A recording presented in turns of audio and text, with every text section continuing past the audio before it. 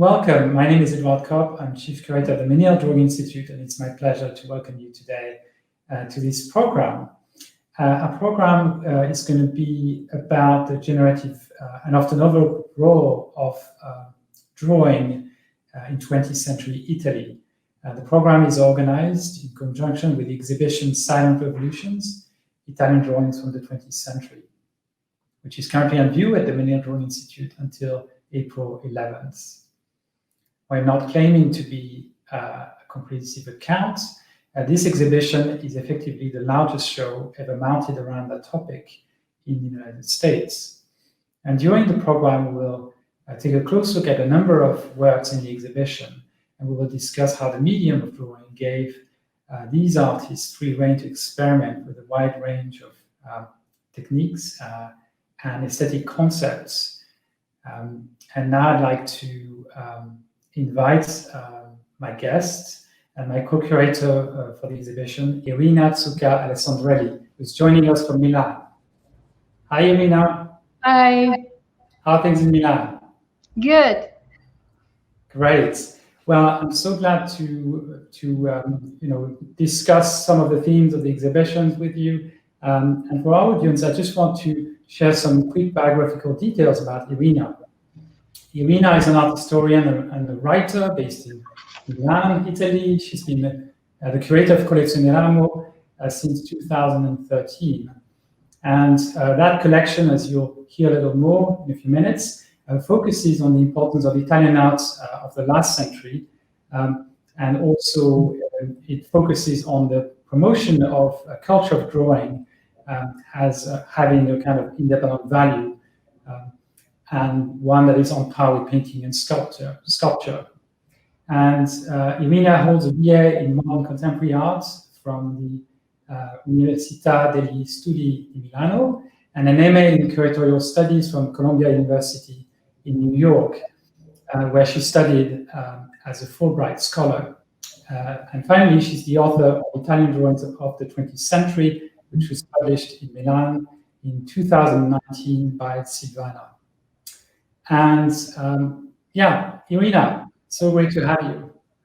I'm very pleased to take part in this public conversation. I wish to thank the director of the Menil collection, Rebecca Rabinov, and you, Edouard, who believe in this project from the outset, as well as the staff of the Menil Drawing Institute for making this exhibition and this dialogue possible. I also take this opportunity to thank the staff of Collezione Ramo. Without them, this exhibition would never have become a reality. Great. And before we begin, I'd like to remind our audience that you can submit any questions that you have for us by emailing programs@menil.org at any time throughout the program. And we hope to address as many questions as possible at the end of our conversation.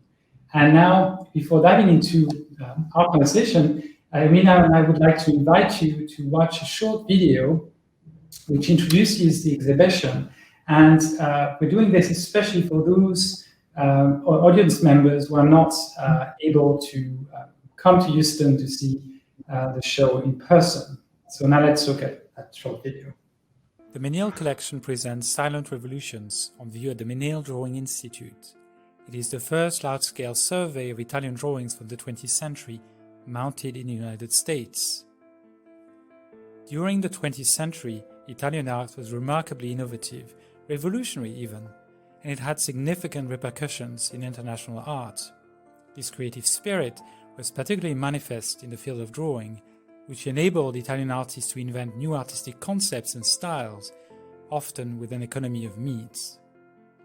The exhibition features 70 drawings by well-known artists, as well as by under-recognized figures, who tackle themes as varied as history, myth, language, subjectivity, modernity, movement, space and abstraction. The works on view are selected from the Milan-based Collezione Ramo, which focuses on 20th century Italian drawings, as well as several works from the Menil's holdings.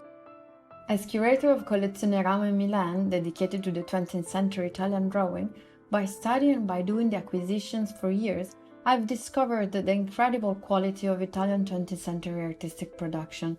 In the last century, in fact, Italy had a series of revolutionary movements for 8 years in a row, and drawing has been the starting point of every artistic practice. I hope that this show will contribute to the creation of an international culture of Italian modern drawing, which is still unknown. We are now in front of the wall of Italian abstraction that historically could be divided into main variants. The first one coincides with the birth of the abstract movement in the early 30s in the small city of Como.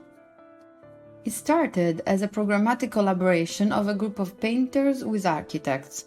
Ro and Radice work on the functional architecture of Terragni for the Casa del Fascio project, sharing a constructing severity based on a deep study of geometry, proportion, and essential compositions.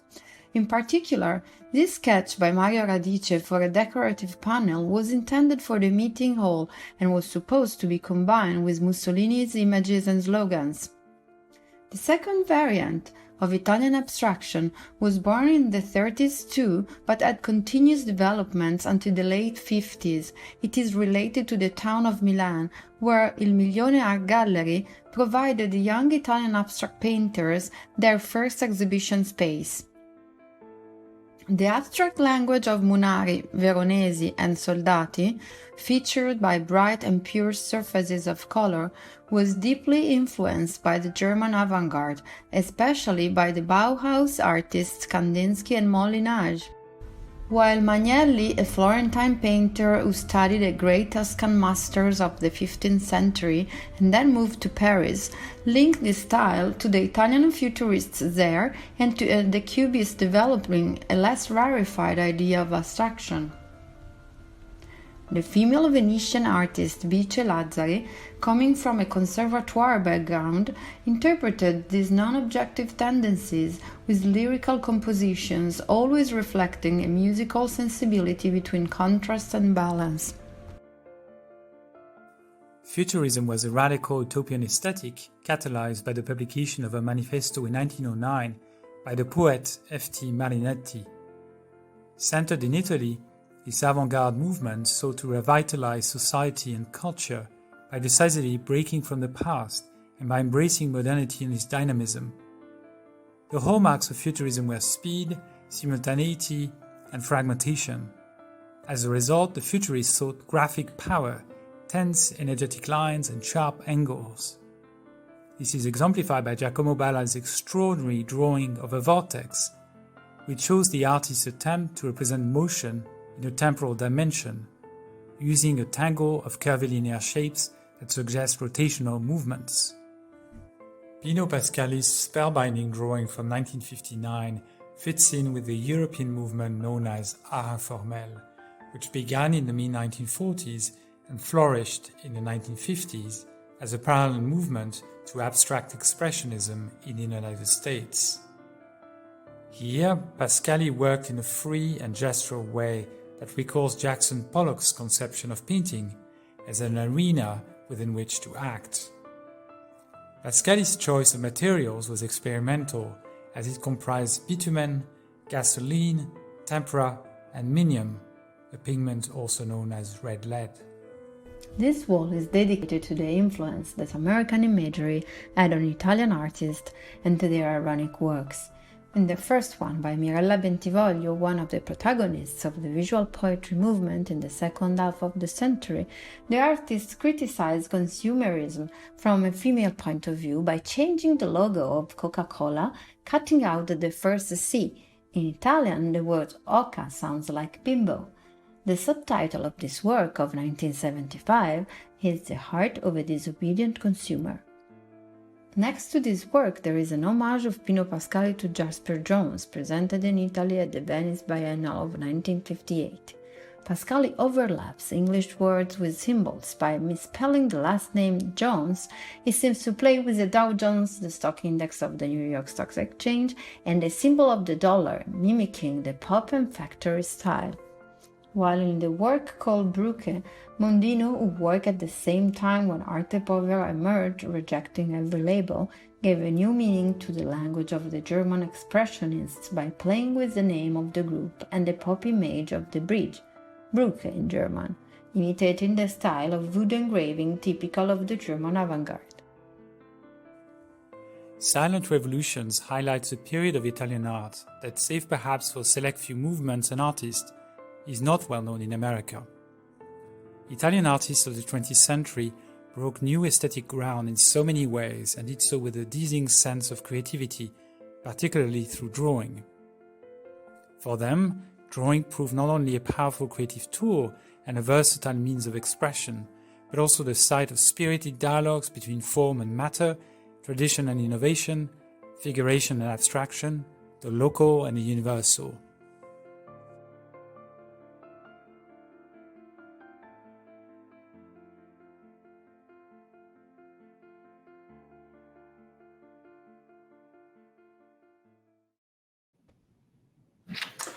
So the video we just watched gives a good sense of the historical, thematic, and also technical range of the works in the exhibition. And before Irina and I discuss some examples, I wanted to ask Irina a few questions about her work. And for starters, Irina, could you tell us a little more about Collezione Ramo and also what you do there? Yes, as a curator of Collezione Ramo since 2013, I've made hundreds of acquisitions and I've curated exhibitions in Italian and European museums presenting some of the more than 600 works in our collection. The collection was founded with the specific goal of celebrating the special quality of Italian art through drawing. We are structured like a small dynamic museum with a staff of 4 people. Anna Lucia Canales, the archivist who worked with me in contact with the artist estates. She also deals with graphics and exhibition and installation, while Giovanni Cestari deals with bibliographic research, loans and administration. And finally, our restorer Valentina Paoli assists us in the purchase and conservation of the drawings. We strive to meet the highest museum standards for the conservation, storage, and display of drawings. Like the Menil, we are very research-based. Behind me, you can see the library that I've built over the year. It comprises pretty much everything ever published on the artists represented in our collection. The scholarly and documentary study is always followed by a close inspection of the work with the restorer. Thank you, Irina. And so why such a focus on drawing? Drawing generally represents the first form of an idea generated in the mind of the artist. It sometimes takes the form of a draft for future creation, but it often has also an autonomous value. It tends to reveal an artist's reasoning and intentions. It is usually a personal process, a kind of dialogue of the artist with himself or herself. Not all artists have publicly exhibited their drawing, but it doesn't mean they were less important to them. Quite the contrary, artists often state that it's because of the great value they associate with this practice that they prefer to shield the drawings from the public and the market. Drawing offers great freedom because it is usually not corrected and it is initially conceived for a single viewer, the artist. It is often said that drawing brings the observer closer to the artist and offers a greater understanding of his most authentic thoughts. And so, thank you, Irina. And what makes, in your view, Italian drawings of the 20th century so important? I mean, I have my own idea, but I'd like to hear from you. The last Italian century is quite unusual in art history because it has had many art moves of international level. For almost a century, even overlapping in the same time and place with great continuity. As you could see here in the timeline, there are just some of the large amount of art movements that have developed in Italy. All the artists who participated in this movement started with drawing, including the artists of the so-called arte povera movement, whose production on paper is hardly known. If one wanted to become an artist in the last century, one had to know how to draw, and drawing was often a daily practice that began in youth and was usually carried out throughout one's life. And Irina, I wanted to ask you, how do you decide which artists to collect? Because it's a very broad field. So if you could speak to that, that would be of interest to us. Yes, here you can see the list of artists that we have been collecting, about 120 names at this time, but the number keeps increasing in the hope of assembling a sort of canon of artists.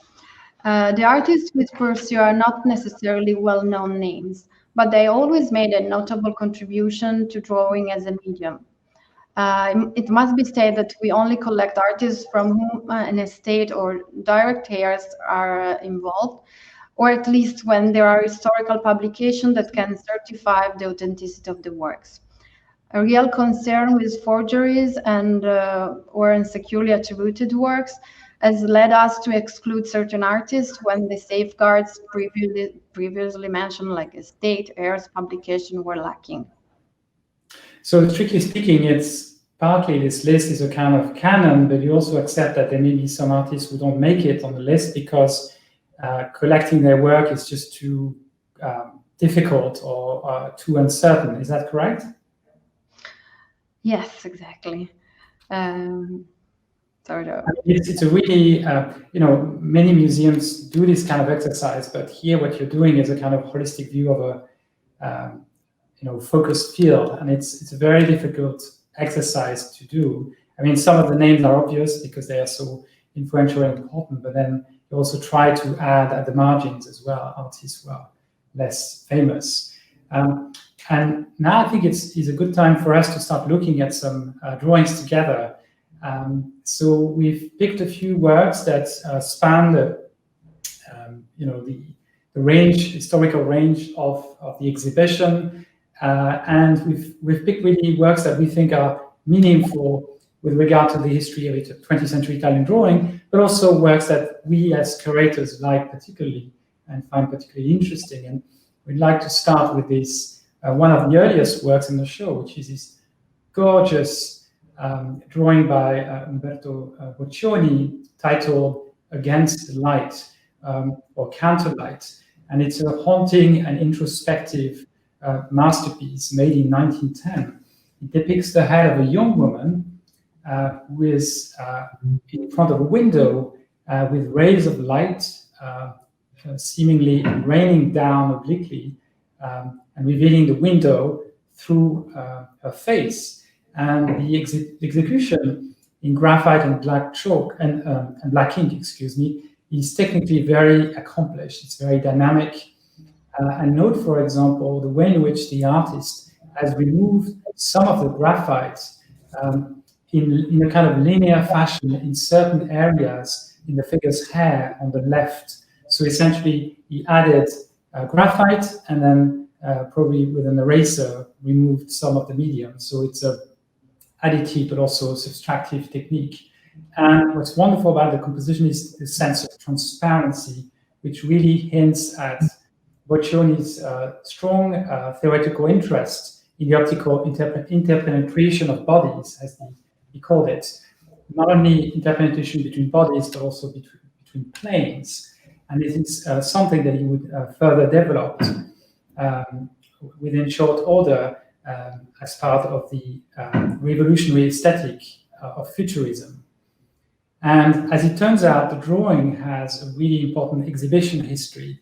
It was shown in 1910 as part of the so-called black and white exhibition, which the futurists considered their first exhibition.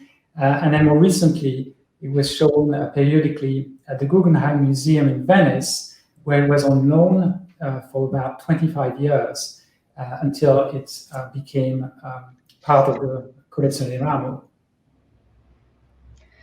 The Boccioni drawing anticipates the idea of interpenetration of the elements and of the unicity and integration of the figure within its atmosphere and the surrounding environment, as you can see in this subway scene by De Pero. De Pero was born in 1892 in Trentino Alto Adige, an Italian northern region. In 1928, he moved to New York, where in the 29, he had a solo show at the Guarino Gallery on Madison Avenue. He worked there creating advertising posters and covers for magazines as Vogue and Vanity Fair. This work that described the elevated railway in New York is entitled Elevated. It is one of my favorites, starting from the title, which should be elevated with a final D, but it has a T instead, given by the artist who misspelled the word because he didn't speak a good English. This drawing condenses themes on modernity in architecture. You could see on top left rationalist skyscrapers, towers, and 4 female figures walking beneath a street lamp, depicting the city that never sleeps. The Pero represents himself as a space out small Pulcinella, a classical character of the Italian theater, on the lower right, who witnesses the frenetic dynamism of the city and the modernity in lifestyle. As you could see from the lady sitting in the background with the short haircut, who wears a cloche hat. I also love this drawing, which has wonderful details.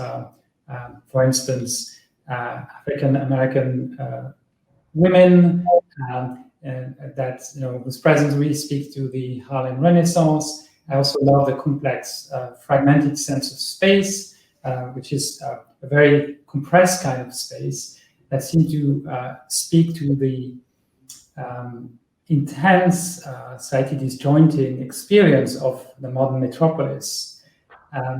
And now we are going to take the liberty of a historical jump of about 30 years. And over this, as part of this jump, we are passing Lucio Fontana's Spatialist Revolution, we'll return to that in a second, to consider a very personal interpretation of art informel. And one of the joys of working on this exhibition with Irina has been to encounter the work of lesser known yet really innovative artists, such as Antonio Sanfilippo, and you see an example here, which is executed in felt pen on paper, and that really speaks to one of the through lines of the exhibition, namely how in the second half of the 20th century especially, a number of Italian artists became interested in the connection, in the relationship between drawing on the one hand and writing and language and science on the other. And in this work from 1962, titled Manoscritto, or Manuscript in English, Sanfilippo frenetically inscribed hundreds of illegible signs in several colors, working from multiple directions and in multiple layers. And if you look closely, and that may not be so easy on a computer screen, some of the signs we call digits, others potentially we call letters from different kinds of alphabets. Some even could be Asian characters or Arabic. And it's not clear whether I'm projecting or whether this is really what the artist intended. But the idea is really this wonderful exploration of illegible alphabets. And in any event, the signs cannot be deciphered. And I think that's a main point. And here, the surrealist practice of subconscious automatic writing comes to mind. Although historically, Sanfilippo was part of the so-called Forma group, a group of artists based in Rome who proclaim themselves to be formalists, to really care about forms rather than content. And the composition of this drawing, actually, with its ovoid shape and very spatial quality, is reminiscent in certain regards of Lucio Fontana's spatial concepts, examples of which are featured in the exhibition. And Fontana was a very influential artist of the post-war period in Italy, who had really revolutionized picture making by opening his drawings and paintings into three-dimensional space, instead of creating an illusion of space, which happens in the present example. Another artist who made up an alphabet of signs, his personal system of symbols, was Kapogasi.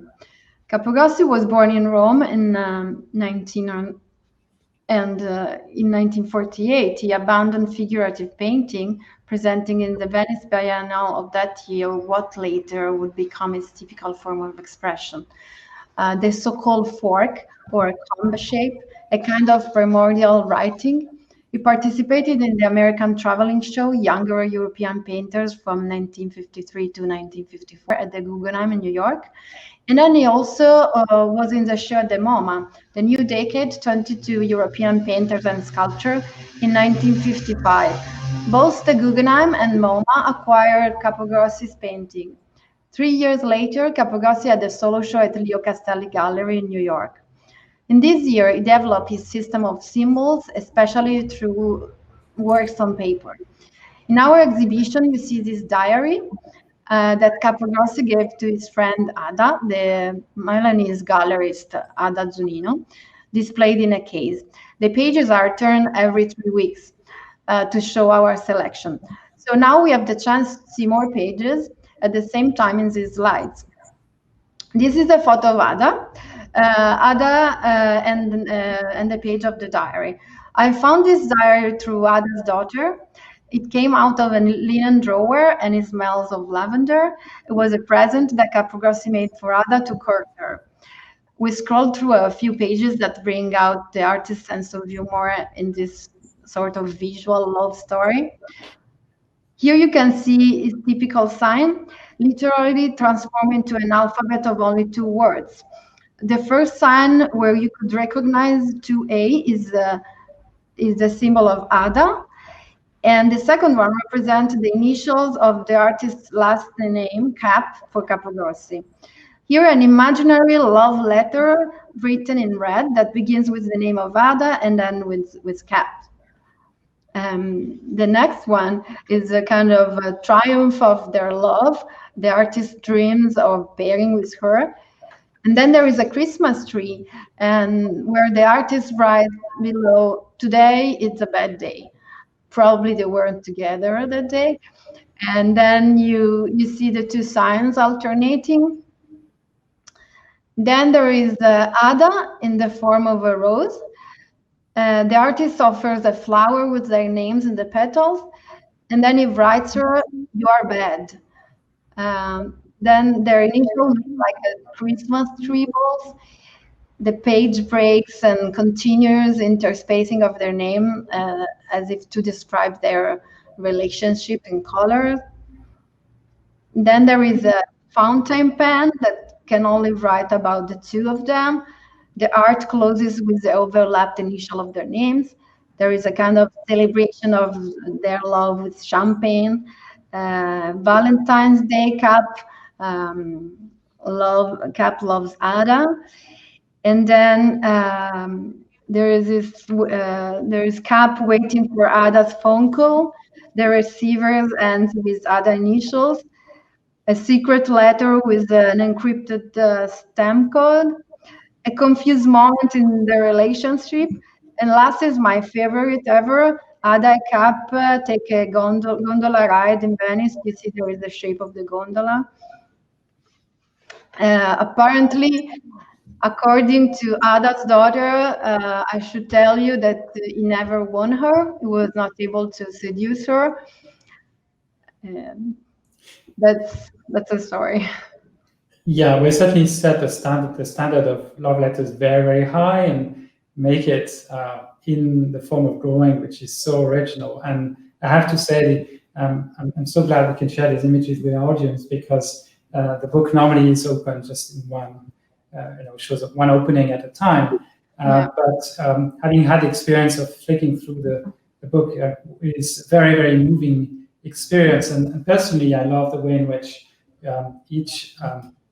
so the artist and his lover each have their own sign, which become some kind of building blocks for poetic explorations of through drawing.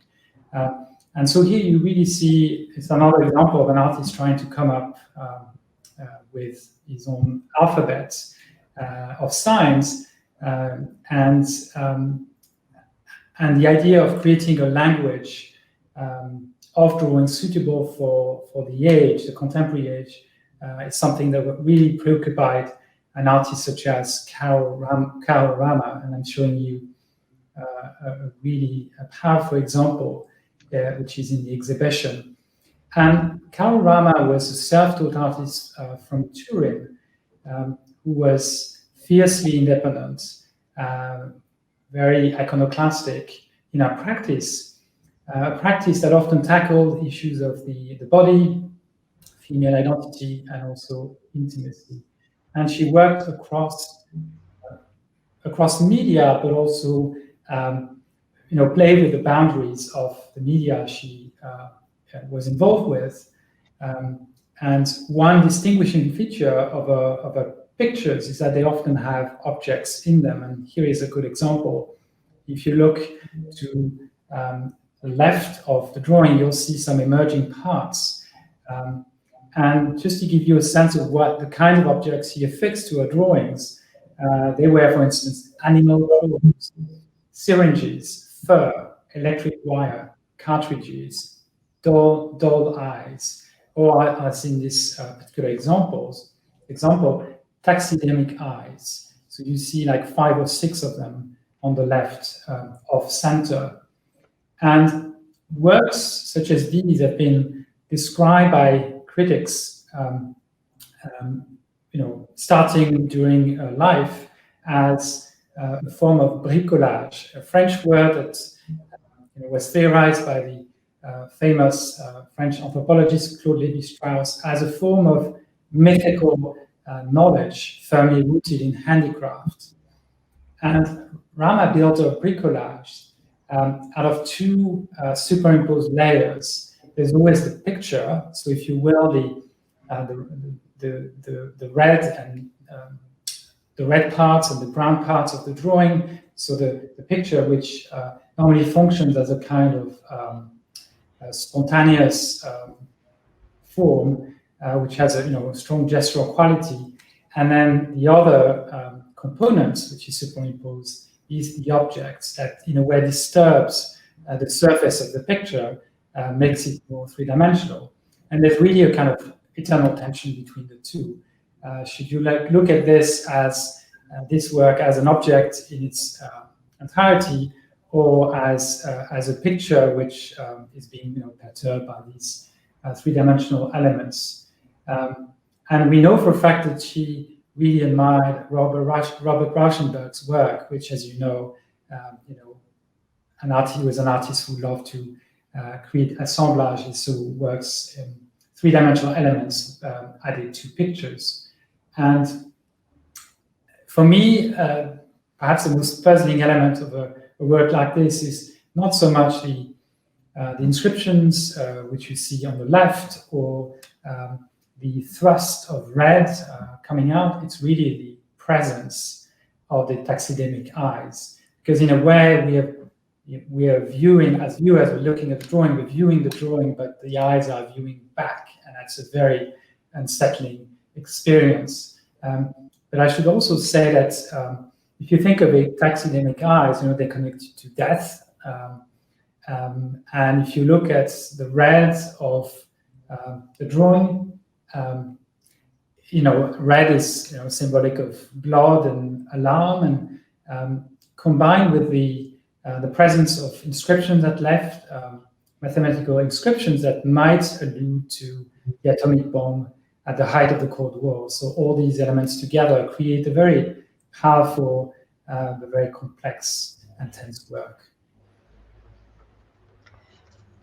Another artist who uses non-verbal code in a totally different way. Instead of including numbers or letters, Betty Danon uses musical scores.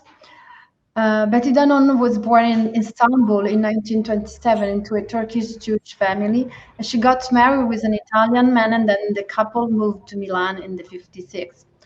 Her career started in 1969. Her work was greatly influenced by Oriental philosophy and the dialectic of opposites yin and yang, and soon became a protagonist of the so-called visual poetry movement, using signs as alphabet and introducing musical lines. Here you can see one of her abstract scores, what she entitled Partitura Semantica, Literally, it means meaningless score, or better, before meaning. She overlays the tracing paper on the pentagram sheet, then uses the nib and white ink to intervene on it. It represents a synthesis of a fixed geometric constant given by the lines of the stuff and of the emotional aspect of creativity expressed with fast and small gestures, as a sort of impossible notes. Danon always balances the male and female parts, the yang and the yin, to find an harmonic balance. She participated in Italy and abroad, many personal and collective exhibitions, and twice in special exhibition within the Venice Biennial in 1978 and 1980. She was the only Italian artist invited in the 1979 show of sound art at PS1, New York, where she made a sound performance. She then dedicated herself to help female artists through creativity workshops. And she also created several artist books. Some of them are published, some home printed, and other are piece unique. And they can be found at the Rare Books Department of the Ohio State University and in the poetry collection of the State University of New York. And what's striking, and going back to Danon for a second, what's striking is the way in which she uses a regular structure of straight lines to arrange signs. Sometimes in a musical score, in a horizontal fashion, in this case in a vertical fashion. But the idea of using a straight line as a structure is also something that comes up in a work by Mario Metz, which is in the exhibition, where he also uses the straight lines, and you can see the drawing is organized in three registers, if you will. You see three lines. And I should say that Mario Metz was closely associated with the movement known as arte povera, a term introduced in 1967 by the Italian critic Germano Celant, to refer to a really heterogeneous group of artists who were loosely united by a desire to make poetic statements with the simplest means, without the restraints of traditional methods and techniques and practices. And here Metz created an autonomous composition that really unfolds over three lines, not unlike a text, if you will. And it's hard to know what it represents without actually knowing the title, and I read it to you. The title is "The numbers flow just as the oar touching the water makes the boat glide. Fibonacci sequence from 1 to 55. And in the upper half of the drawing, you see an oar and a boat in three different positions. So there's a suggestion of movement and progression in time and space. And close to the undulating water surface that really spans the three lines of the drawing, you see some numbers, and they are numbers that follow the so-called Fibonacci sequence of works. And the Fibonacci, just as a quick reminder, is a simple algorithm that means that words are coming in a sequence, and each number in the sequence is the sum of the two preceding numbers, and that's starting from 0 and 1. So for example, on the last line, you see the number 55. And 55 equals 21 plus 34, two numbers that you see on the second line. And so Metz's work really, uses the idea of the algorithm as a kind of, partly as a subject, but certainly as a conceptual way to propel his drawing into virtually infinity, because the sequence goes on forever. And it seems that the drawing, instead of being, it's autonomous as a work of art, conceptually it's never ending. And the page is, in a way like a window. We get to see what we can on one sheet, but the sequence would go forever. And I should also say that the Fibonacci sequence is not to be considered just a dry mathematical idea. It actually it's a way to account for very natural phenomena, such as the arrangement of scales on pine cones and pineapples, the number of where the petals are arranged in many flowers. So it acts as a symbol of natural structure, but also of continuous rebirth. So work like this is really a great example of an open-ended concept that seems to evade the page and really to transcend traditional conceptions and definitions of drawing. Like Metz, the artist known as Salvo was associated with the arte povera movement too. But Salvo differs in the use of the sense of humor. Salvo was born in 1947 in a small village of Leonforte in Sicily. His real name is Salvatore Mangione.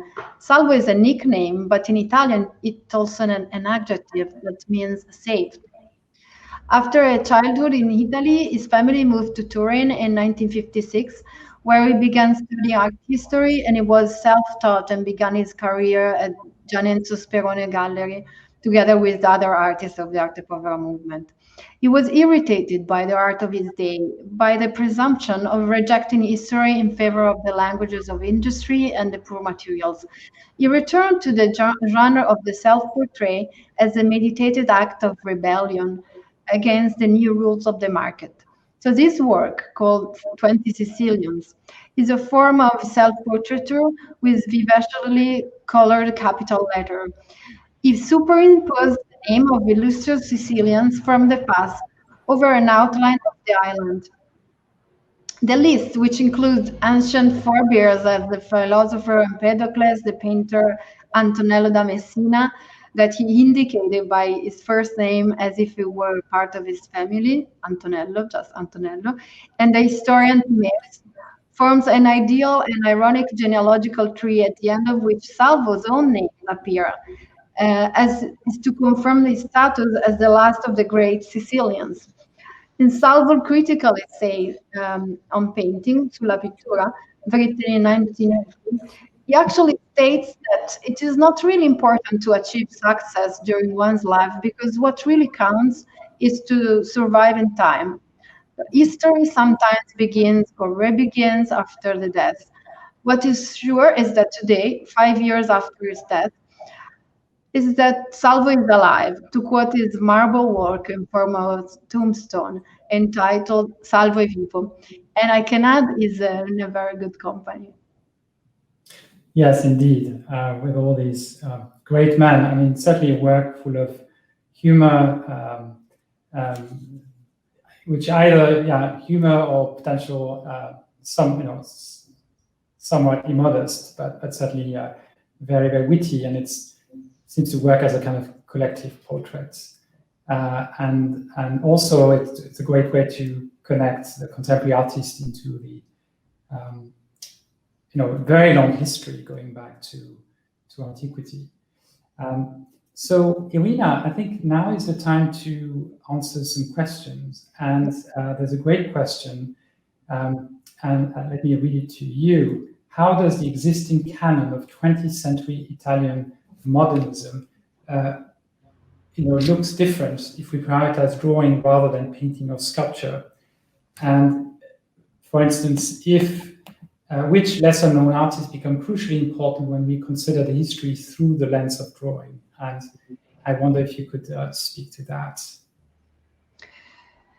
Yeah, Italian modernism through drawing is basically where every modern movement started. Nobody could start to conceive an artistic work without passing through drawing. So I think drawing was really the skeleton for everything. And it has to be considered as an autonomous medium, even though in some cases it was a draft for sculpture or for paintings. But especially the sculpture, I could say they were the best draftsmen of last century. So I could say that drawing is really the skeleton of modernity in last century art history. And to come back to the second part of the question, which lesser known artists become crucially important when we consider the history of through the lens of drawing?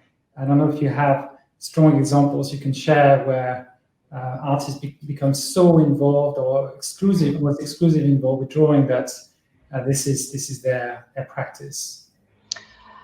Well, there are several artists. For example, the sculptor Medardo Rosso or Domenico Gnoli, who is well known for the last period of his life for his painting, but actually for the entire life, it was focused on drawing, and in the sense of he kind of renovated a sort of Renaissance practice of everyday drawing, learning in the bottega. So I could say that also the sculptor Melotti couldn't make any sculpture without drawing, and sometimes it said it was starting to make a sculpture and it ended with a drawing, by doing a drawing. So it was really an interchangeable medium for most of the artists, of the Italian artists of last century, especially and if my memory serves correct, his quotation is actually, there's a second part where it says, if I start to make a drawing, I end up making a sculpture. So it's really a kind of, they're like, two practices that connect so much that you can't, it makes little sense to remain in one, that you're naturally driven to the other.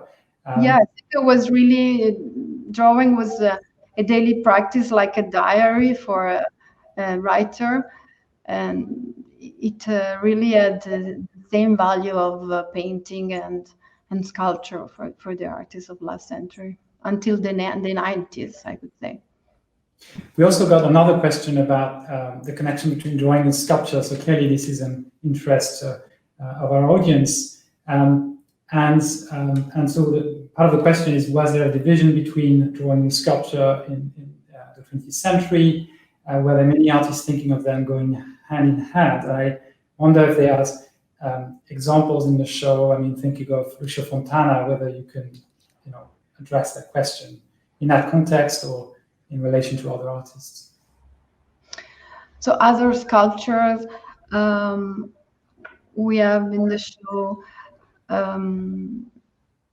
Well, we have Marino Marini, who was an amazing sculptor and an amazing draftsman. I think that it was impossible for an artist to even conceive any type of work without starting with a drawing. The sculpture was the first visualized on the sheet of paper through drawing. And we also have in the exhibition a major example by Aldofo Wildt, the sculptor for the late 19th century and early 20th century. And in his case, how do you see the relationship between drawing and sculpture, happening?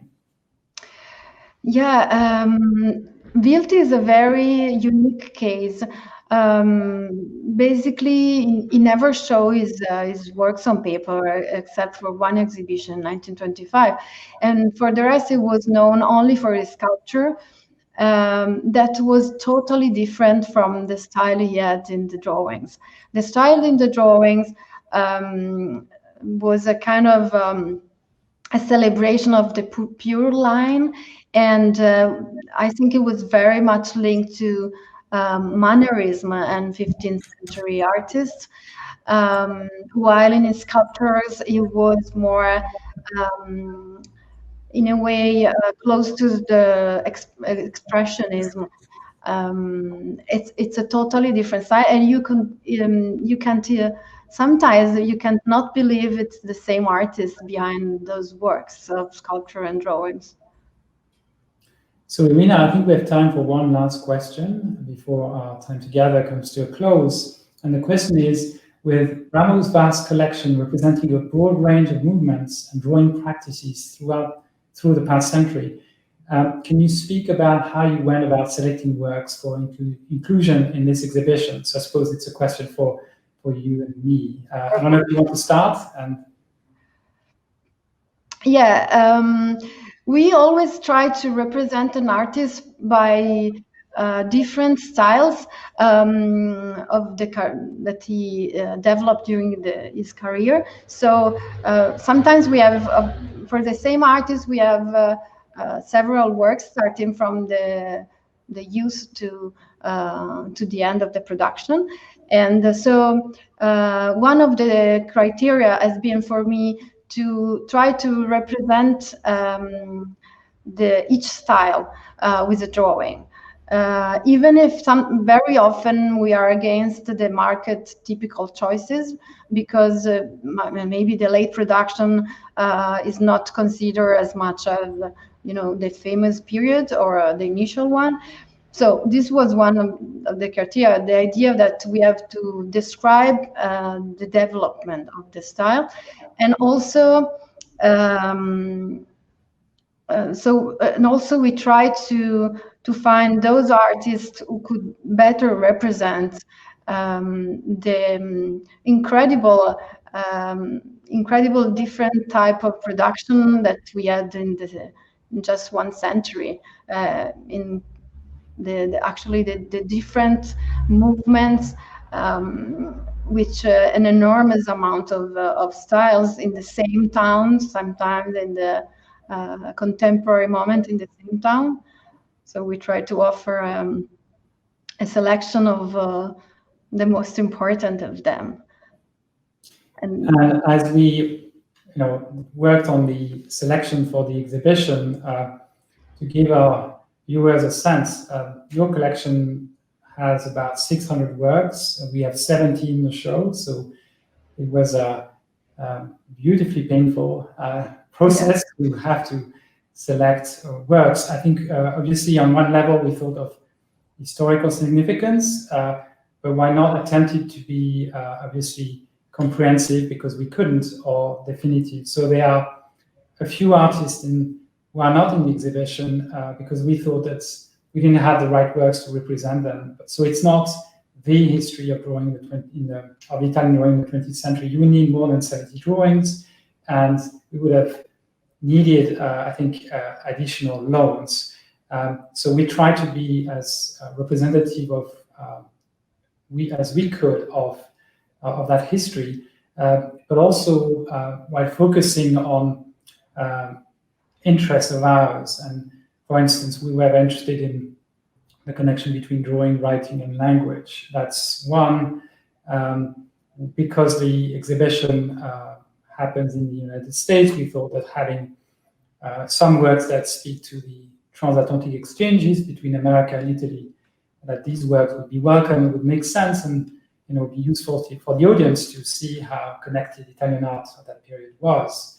And finally, we both had a strong interest for the production by female artists, especially of the later decades of the 20th century. So to sum up, we try to strike a balance between historical significance and trying to be representative of what happened, but also a desire to focus on certain themes, and also on having really great works. And so I think it's a very useful exhibition to have in the United States. It's not the last word. It would again take more drawings and more loans or more acquisitions on Collezione Ramo's part. So I think that answers your question. And I think now, unfortunately, we have to end our time together. We could go on for a very long time, as you can imagine. And I'd like to thank you, Irina, very warmly for sharing your thoughts and for. Thank you all. And also, I'd like to thank my Menil colleagues who've been involved in the organizations of that program. So a warm thanks to them as well.